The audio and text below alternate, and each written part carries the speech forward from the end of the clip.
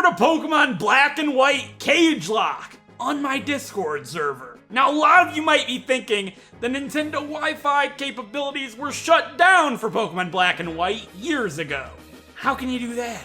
Well, there's a DNS server, which you can find about in the description down below, that lets everybody in my server play with real cartridges and still fight like a Cagelocke. For those of you that don't know what a Cagelocke is, it's essentially just a Nuzlocke, but after every time you beat a gym leader, you fight against your partner, and the person that loses gets one of their Pokemon killed. But this is no ordinary Cagelocke. This is a Discord server-wide Cagelocke with nearly 30 different participants. So how does that work? Well, after every gym battle, we have a full-out Cagelocke tournament. We start with a Google Doc with 32 different slots, and then randomize it to fill in all the slots with each participant's name.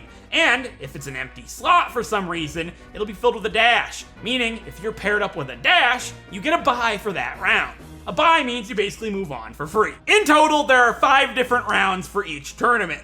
And in a normal Cagelocke, you would normally be playing with just one friend, meaning over the course of your adventures, you'd only lose about 8 Pokemon in total, 1 Pokemon for each gym. However, with 29 different participants, we're looking at around 30 Pokemon losing their lives for every single gym being beaten, not counting things just happening in the game, resulting in nearly 250 Pokemon dying by the end of the adventure from cage matches alone.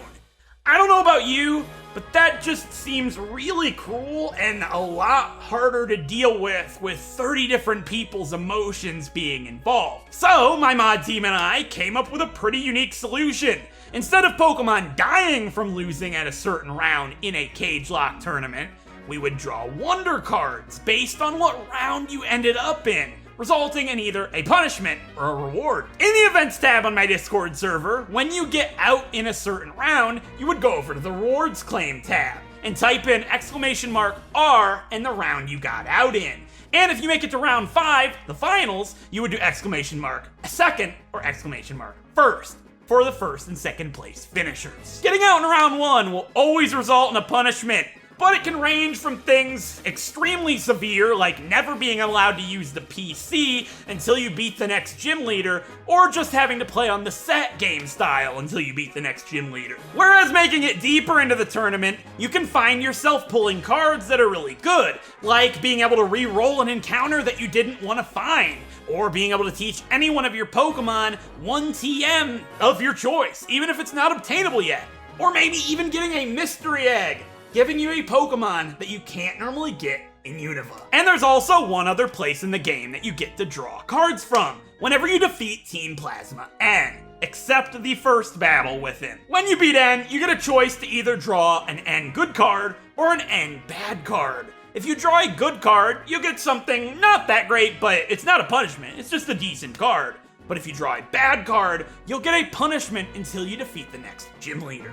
Why would you want to draw a bad card, you might be thinking? Because when you beat the gym leader with the bad card, you get to draw a reward card, which can be a pretty deep tournament card, just for beating N and playing with a difficult challenge until the next gym. A link to the Google Doc showcasing every single card, good, bad, and good, and bad, and reward, everything can be found in the description down below if you're curious. As for the rules of this event, they're fairly simple because we wanted it to be fairly accessible for most people to be able to join in and still have fun. For starters, it is going to be played on the Switch battle style, meaning you get the choice to switch out after you defeat a trainer's Pokemon. And we're only allowing 1 healing item per battle, and no X items are allowed. You must defeat every single trainer in the game, no matter how difficult, before you fight the next gym leader. Unless it's gonna pass you over the level limit, which I'll touch on in a bit, then you can fight them afterwards. We're also playing with gift, species, and shiny claws as well. But if you find a shiny, you're gonna have to sacrifice an encounter to be able to use it. And of course, we are playing with a level limit. This not only provides a greater challenge, but it also keeps everybody at the exact same level for cage matches. The rules for the cage match tournaments are as follows. Obviously, you can't pass the level limit for that specific cage match tournament,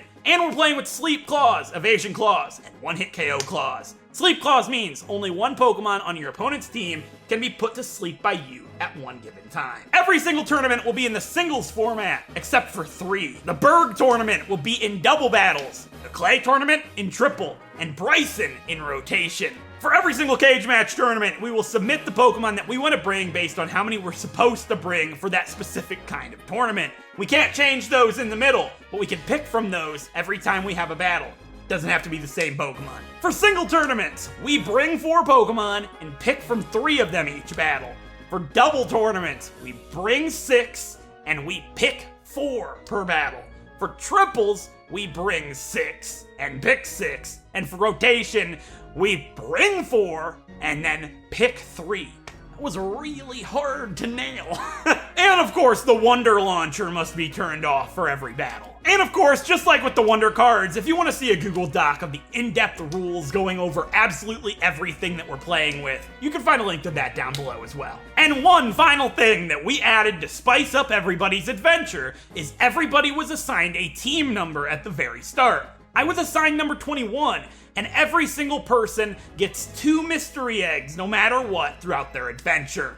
There are a pool of starter eggs, and there's a pool of mid eggs. Everybody gets a starter and a mid egg. You get the starter egg after you beat the first gym, and you get the mid egg after you wrap up the Elisa tournament after the 4th gym. You get the egg that's assigned to your number, so everybody gets what they were going to get from the very start. Now, one more thing before we jump into this is I have got to give a massive shout out and thanks to my 2 moderators, Phasadia and Duncan. They both pretty much did the majority of everything that goes into this event, and we wouldn't be able to do this without these 2. Duncan farmed every single TM in black and white for the TM Wonder Card gift, and FaZe has been doing a lot of the behind the scenes work. He's been trading everybody their eggs that they get. He's been running everything smoothly and making sure things go well. So definitely don't forget to thank them both down below. He's the one that organized the entire thing from the get-go, and I highly recommend checking out their links down below and giving them a thanks as well. This event has been so much fun so far, and I'm so glad I joined it. It's been an awesome community experience, and I wanted to record and showcase my journey with all of you here as well. We are Team 21, and this has been my journey thus far. I hope you guys enjoy it.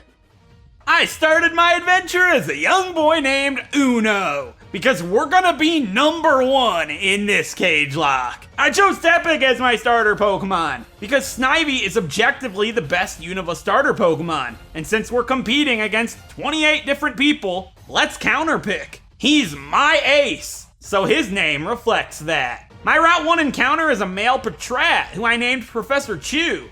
Watchog normally isn't very good, but it'll be fantastic for tournaments early on, with Hypnosis and Dark-type coverage. He beats N for me, and then north onto Route 2, we get a female Purloin named Dusk. This is actually horrible, not just because Purloin isn't great, but this means we don't get a Lillipup, pretty much ensuring a loss in the first tournament. The professor takes down Bianca's Lillipup with ease, and then our ace takes out her Snivy. We pick up a Pansage named Dr. M in the Dream Yard, and then use him to crush Charon. It's time for the first gym leader, versus Crass. He leads with Lillipup, and I lead with the professor. Bite does less than half, and it works itself up, but the next Bite makes it flinch, with the next taking its red. It hits him back with Bite, and then Cress heals it up. But the professor gets a critical hit, finishing it off right there. With his only Pokemon left being his Panpour, the doctor comes in and pronounces him dead upon arrival. There's our trio badge! 1 down, 7 more to go. Afterwards, we fight some grunts and get a male Muna in the Dream Yard, who I name Helium. Upon getting the Sea Gear, every participant gets a starter mystery egg. Mine was a male Oddish, named Green Path. From here, it's time to enter our first cage match tournament for beating the Stryton City Gym. All of the cage matches can be watched in full with live commentary if you would prefer. That can be found down below in the description in unlisted videos. For the first cage match tournament, I chose Professor Chew, the Patrat, Helium the Muna, Green Path the Oddish, and Ace the Tepig as my 4. And our first opponent is against Wall Knight. All he had at this point was a Tepig, Venonat, and Pansage, making my choice to bring Patrat, Tepig, and Muna very easy. I led with the Professor, and he led with Venonat. It starts by using Poison Powder to poison Chew, and Bite gets a critical hit, taking it below half. The Oranberry it was holding activated, and he withdrew Venonat for Tepig, right into a tackle. It didn't do too much damage, and he then had it use Defense Curl. I went for Bite to try and make it flinch, but it outsped me. It continued to set up Defense Curl, and I continued to have Professor Chew use Tackle, activating its Oranberry and taking it to half the following turn. The Professor's Oranberry activates, and it takes him really low with Flame Charge. At this point, Tepig's a bit of a brick wall because of the defense boosts, and it has 2 speed boosts thanks to Flame Charge. But luckily, I brought Helium, my Muna. This bypasses the defense boosts with Psybeam, finishing it off the next turn, with Flame Charge only doing a small amount of damage. From here, all he has left are Pansage and Venonat, and with my Tepig Ace in the back, Wall Knight was backed up against the wall, and I was able to move on to round 2. Next up, in round 2, is versus Ematone. There are 2 groups of people in this first tournament, those who got Lillipup, and those who did not. I didn't, and Emmy did, which almost certainly meant a loss coming my way, but that doesn't mean I didn't put up one heck of a fight. He had a Carvanha, Lillipup, Panpour, and Snivy. I led with Oddish and brought Tepig and Patrat, while he led with the dreaded Lillipup. This thing is nuts at this point in the game, because it has Takedown, which straight up overpowers anything you could possibly have at this point. I wanted to cripple it immediately with Stun Spore, and it used Work Up in that time. Stun Spore luckily hits its mark, but it's at +1 attack. We have to hope for Paralysis luck to win this fight. Acid strikes it, and it used Takedown. Surprisingly, Green Path survived with only 3 hit points. But unfortunately, the recoil damage didn't do what we needed, and it takes Green Path out the next turn. But Green Path put Lillipup out of commission, being in the red and paralyzed, allowing for the Professor to come in and finish it off with Tackle. He sends out his Snivy next, and it uses Vine Whip, while the Professor used Tackle. We're doing about equal damage, so I take this time to switch into my ace, Tepig. Vine Whip does hardly anything, and he switches into Carvanha. It takes a Flame Charge not very well despite the resistance, but Rough Skin does a lot of damage. I stay in because I know it doesn't get a water move yet, and Tackle does take it down pretty low, using up its Oranberry. Bite does a massive amount of damage, activating mine as well, and Tackle fails to finish it off. From here, Carvanha takes Ace down, and the Professor is stuck to come back out. Bite takes the Professor down low, and while he finishes it off, the Rough Skin put him in a range to be taken out by Snivy, putting us out of the first tournament in round 2. Upon wrapping it up, I draw a Wonder card for reaching round 2. I got the card Not So Bad, which means I can cancel one bad card's effect I get later on. This does not apply to an N bad card. First thing after leaving Stryton City, we have another battle with Charon. I lead with our new Oddish Green Path to take out his Oshawott, and then Ace takes out his Purloin. Here I get a female Audino named Frankie for my encounter. This is so I can force a throw outside of Pinwheel Forest. Ace evolves into Pignite, and then I get a female Woobat named Ladybird in the Wellspring Cave. I do a lot of training before looking for a throw, since they can be pretty dangerous. While doing so, I grabbed a Moonstone from the Dust Clouds in the Wellspring Cave to evolve Muna into Musharna. And after over 50 shaking patches, I find a throw, who I name Whiplash. Now we can face N. I lead with Ladybird against his P-Dove. She heart stamps it down, and next up's his Timpole. I switch to Whiplash, but it gets pretty lucky with Confusion, so I just switch to Green Path to take it out. But it's doing a lot of damage, so then I just switch to Helium to finish both Timpole and Timber off. After beating N from here on out, we have to draw a good or a bad card. One of the bad cards can force you to only use female Pokemon until you beat the next gym leader. And since my 3 females are Woobat, Audino, and Purloin, I decided not to take the risk and went with a good card. I got the card Reroll, which means I can reroll any encounter 1 time. Whiplash then mows down the trainers of Lenora's gym, and I get to training. Now's the time for the second gym leader, versus Lenora. I led with Helium against her Herdier. This is to soak up the Intimidate, but he also soaks up the Takedown really well, and takes Herdier down with 2 hits from Psybeam, with it missing its second takedown.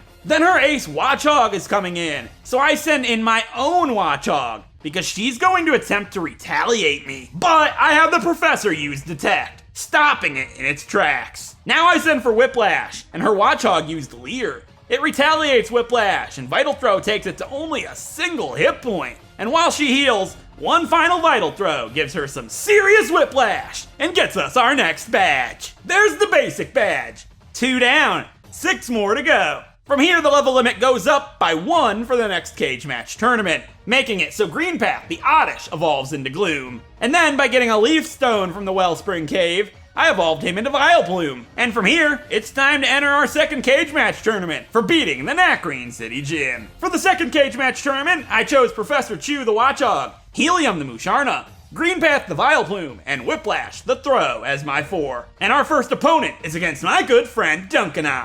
And his team is very similar to mine. He has a Throw, Musharna, Watchog, and Audino. I decided to lead with Musharna and bring Watchog and Throw along with us. And he had the same idea. He too led with Musharna. In fact, we both brought the exact same 3 Pokemon. This is a mirror match to start this tournament off. Our Musharna's faster, and I use Hypnosis, putting it to sleep. However, it wakes up with a Chesto Berry, making my Musharna drowsy, ready to fall asleep the next turn. I predict he's gonna switch, thinking I'm gonna switch, so I use Psybeam, getting a ton of damage off on his Watchog, falling asleep in the process. As to not reset the sleep turns, I risk waking up sooner rather than later. We wake up later than I would have liked, and Helium fails to finish his Watchog off, going down to it the next turn. I send in my own Watchog, and since we're faster, the Professor got a revenge kill on his Watchog. He then sends out his Throw, and then I switch the Professor out for my Throw.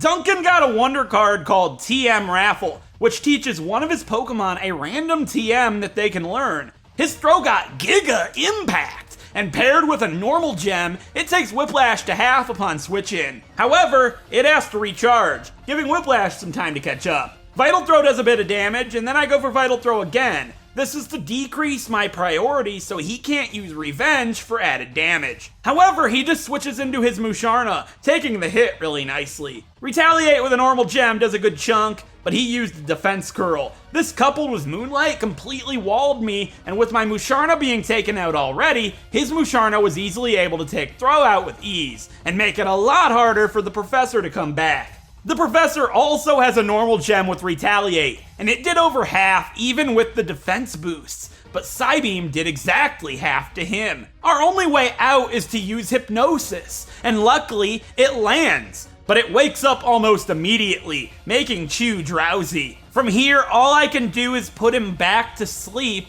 which we did, and now it comes down to whoever wakes up first. The Professor does not like to sleep, he likes to work. He gets up fast and takes Musharna down, but he still has his Throw, who is slightly weakened, but one shot and we're out of here. And Hypnosis cannot last forever, missing his Throw, with this tournament coming to an end for me in the first round. But Duncan went on to win the entire tournament. Upon finishing, I draw a wonder card for the first round, which is a bad card. I got the card Knockoff, which means I have to throw away one of any card that I have saved currently. Between Not So Bad and Reroll, I chose to throw away Not So Bad. Inside the Pinwheel Forest, I got myself a female Venipede named Sapshock, and then made my way to Castelia City. There's not a lot to do before Berg, but there are a lot of trainer battles. We get the Eviolite here, which is really good for Ace. And then north of Castelia, I got a female Sandile named Siren. A lot of the trainers went really smoothly, not much to say really,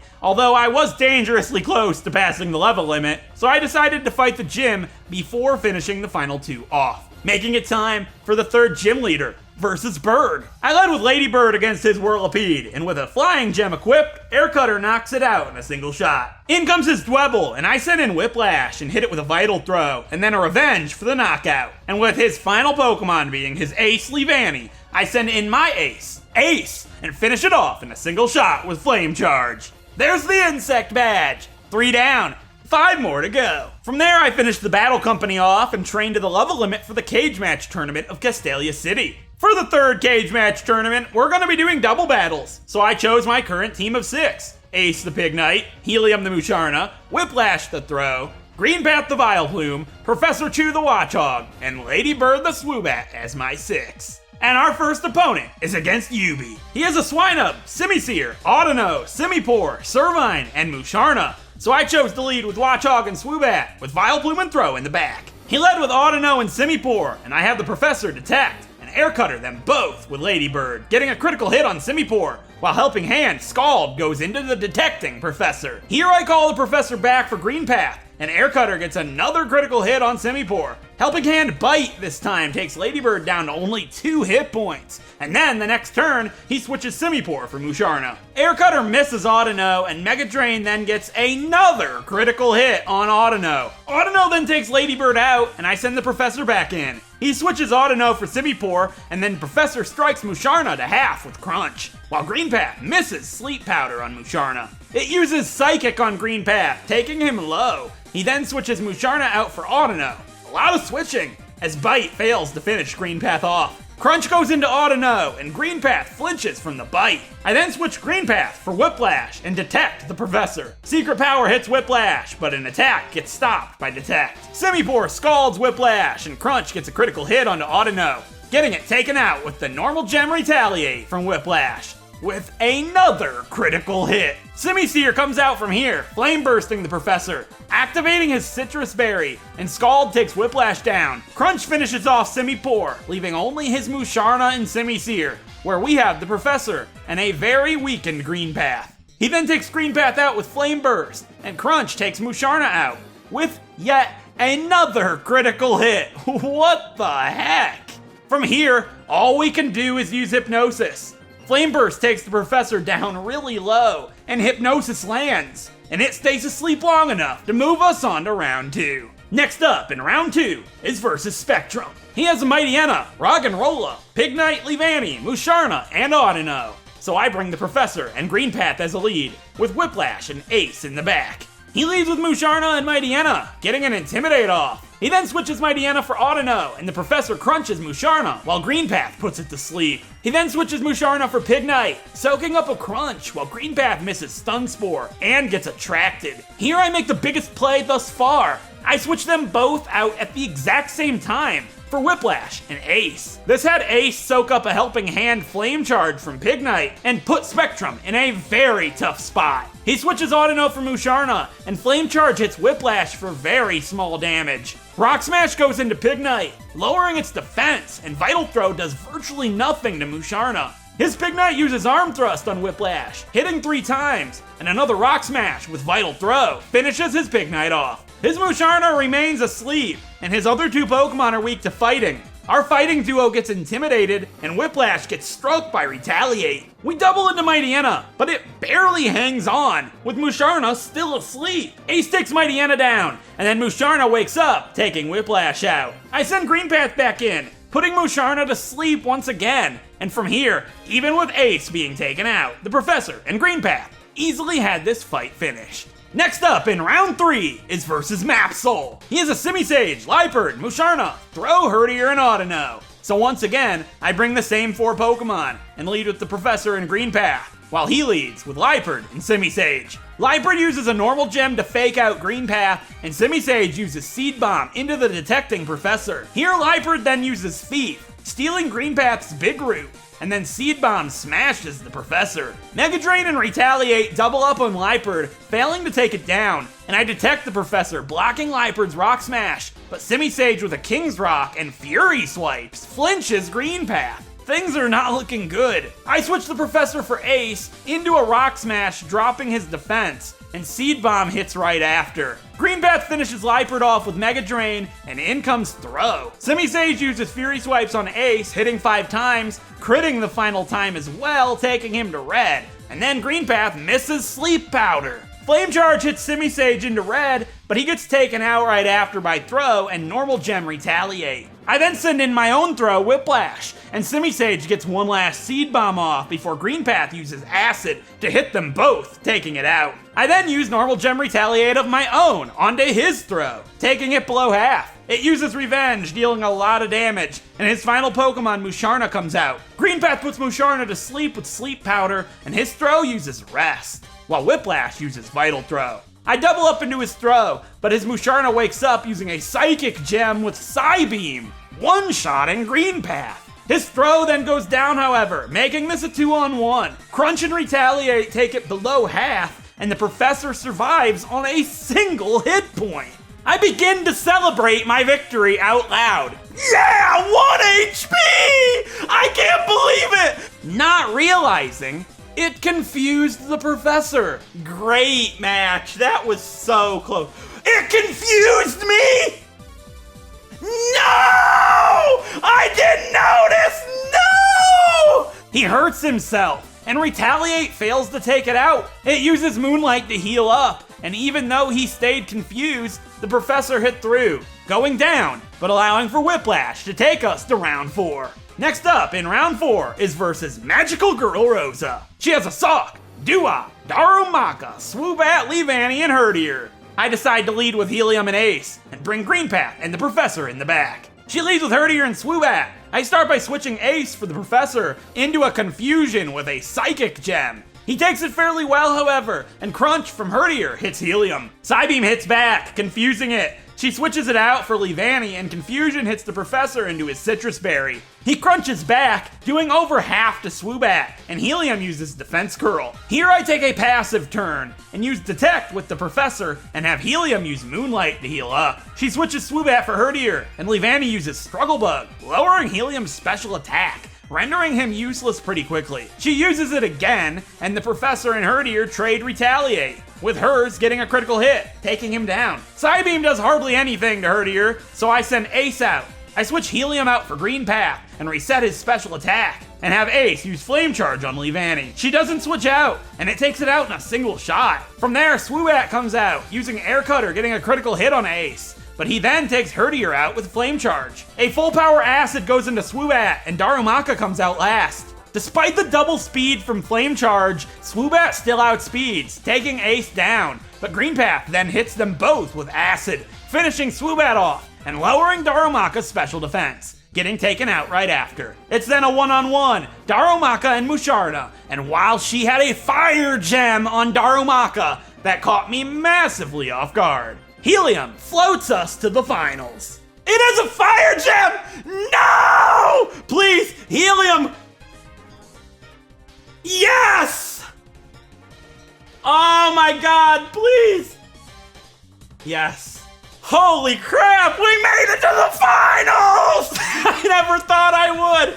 Next up in the finals is versus Joe Joker. He has been the front runner of this entire tournament, winning the Striaton City tournament and having 2 powerful mystery eggs in Clefable and Raichu. The odds were stacked against me, but it's been one heck of a ride. He has a Raichu, Swoobat, Clefable, Pignite, Teddiursa, and Simisage. And I lead with the Professor and Ace, with Green Path and Helium in the back. He leads with Swoobat and Raichu, and I'm expecting a Flying Gem with Air Cutter. Because of this, I detect the Professor and switch Ace out for Helium. Instead, he uses a Psychic Gem with Confusion into Musharna, which was still fantastic. However, his Raichu then used Nasty Plot, putting this into a massive downhill run and fast. Priority number 1 is taking Raichu down. We focus both of our attacks into it. Helium's Quick Claw activates, hitting it with Psybeam, and then Swoobat steals the Quick Claw with Thief. Raichu hits Musharna with Electro Ball, taking it really low,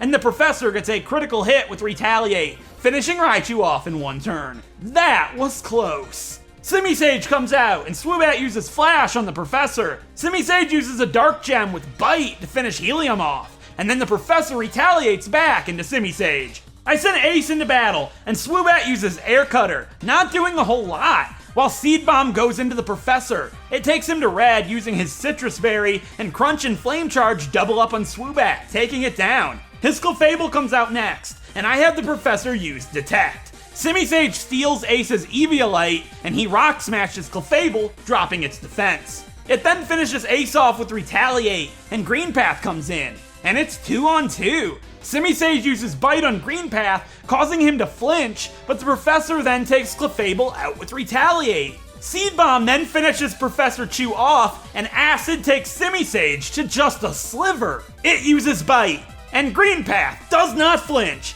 finishing Simisage and Joe Joker off with Acid, winning us the finals and the Berg Castelia City Cage Match Tournament. For winning the Berg Tournament, I drew a Winner's Wonder card. I got How Would You Like Your Eggs, which gives me 1 mystery egg. Upon hatching it, I find a baby Eevee with the egg move Yawn.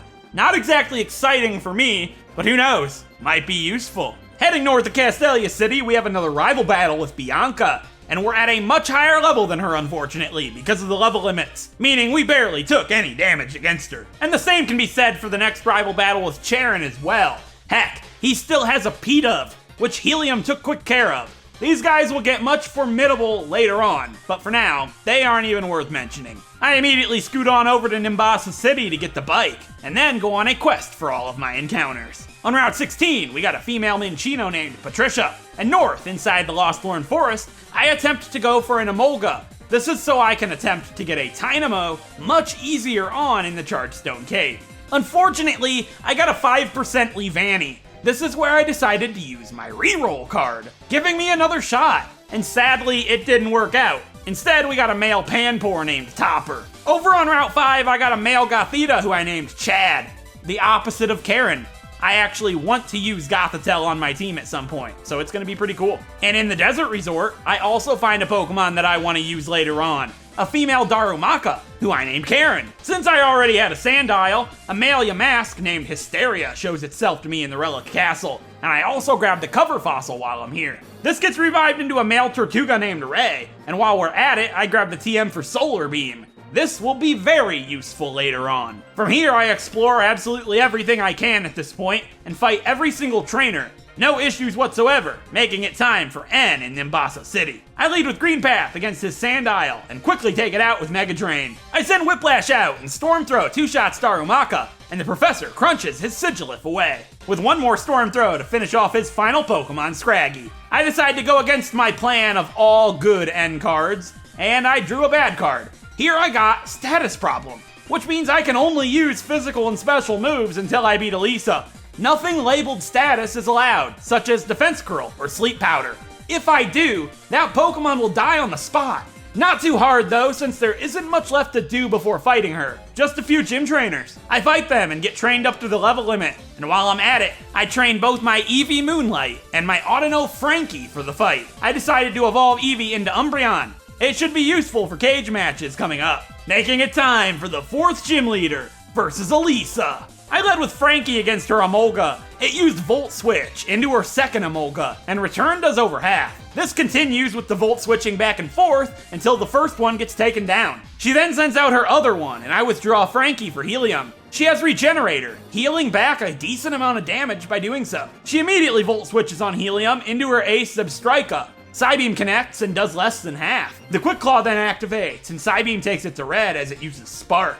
This paralyzes Helium, but also activates Synchronize, paralyzing Zebstrika as well. I know she's gonna heal it up, so I call Helium back for Whiplash. With it being paralyzed, this fight is essentially wrapped up. Storm Throw does over half, and Volt Switch sends in Emolga. I predict the Aerial Ace, sending Frankie in, and with her using Volt Switch one more, Zebstrika comes into a return, getting taken out, with the final Emolga following suit at the hands of Moonlight. There's the Bolt badge! 4 down, 4 more to go. From there, I finished training to the level limit for the Cage Match Tournament of Nimbasa City, and even train up my Panpour for the job. But that will have to wait until the second part of this adventure. That is unfortunately going to be it for this video. This event is still going on right now. We just wrapped up the Elisa tournament, so it'll be several more weeks before we finish. But if you did enjoy this video, don't forget to leave a like and tell me what you thought about it, since it is pretty different. I'll be releasing the second part as soon as we finish this event out. So don't forget to subscribe and ring the bell so you don't miss it. And my Discord server is public. It's in the link of all of my descriptions, so feel free to join and introduce yourself. This event is obviously closed off since we've already started a while ago, but there should be plenty more events in the future you'll be able to sign up for. With that being said, I really hope you guys enjoyed it, and hopefully I'll see you next time for another Pokemon Challenge video, and the second part of this Discord server, Cagelocke.